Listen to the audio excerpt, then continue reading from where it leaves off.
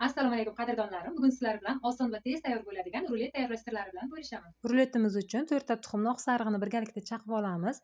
120 gramm shakarni ham sovurib, ko'pirtirishni boshlaymiz. Ko'pirtirishimiz 4-5 minut davom etadi. Mana shunaqa holatda bo'lishi kerak. Ya'ni mikser bilan ko'targanda massa ustida iz qoldirish kerak. 4 gramm razrıhli unimizga aralashtirib olamiz. Unimiz ham 120 gramm. Ruletimiz elastichniy bo'lib, sinmasdan o'ralishi uchun suv sovuramiz 4 osh qoshig'ida. Nechta tuxum bo'lsa, o'shancha osh qoshiqda suv solinadi. Suvni aralashtirganimizdan so'ng 120 gramm unimizni ham ikkiga bo'lib, sekin-sekin pastdan tepaga qarab aralashtirishni boshlaymiz. Mana unimizni ham aralashtirib bo'ldik. Endi esa ozroq qismini 2 osh qoshiqini olib qo'yib, ozroq kakao sovib olamiz. Patnisimiz tagini ozroq ho'llab, pergament sovib olamiz.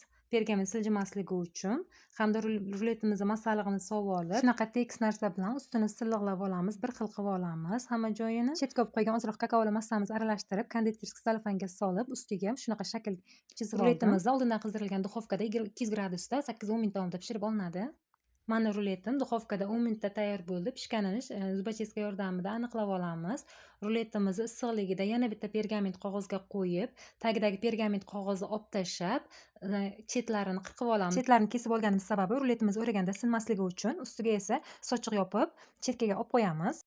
Ruletimizni ichiga solish uchun 200 gramm qaymoq va 100 gramm sgushonie molokodan qaymoqli krem tayyorlab oldim. Endi esa ruletimizni ustiga shakarli sirop surtib, kremimizni bir xilda solib tekislab olib, ichiga uydagi bor malinadan soldim hamda ruletimizni o'rab oldim. Mana ruletimiz ham tayyor bo'ldi. Mana ruletimni o'rab olganimizdan keyin bolalarimni sabrsizligi tufayli darrov kesishimga to'g'ri keldi. Aslida bir kecha xolodilnikda tursa yana ham mazali bo'ladi. Juda mazali. Tayyorlab ko'rishingizni tavsiya qilaman.